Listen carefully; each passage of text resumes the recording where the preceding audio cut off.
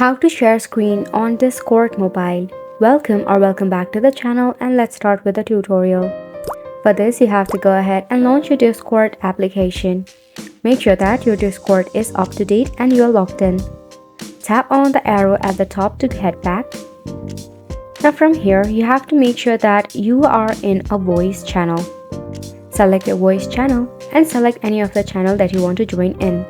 Here I've selected general. Then tap on join voice. Once you are in here, swipe up the tools at the bottom. You will see the option of share your screen. Just go ahead and tap on it. And just like that, you'll be able to share your screen.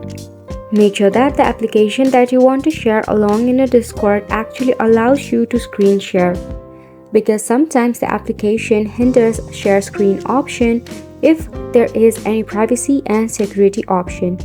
In that case, you won't be able to share your screen. You can share your gameplays, movies, and more, including your Instagram Reels and Facebook Stories as well. And this will help you to get an interaction between you and your friends. Isn't it such a cool feature? And that is pretty much it for this video as well. We hope that you found this helpful to you, and thank you so much for tuning in.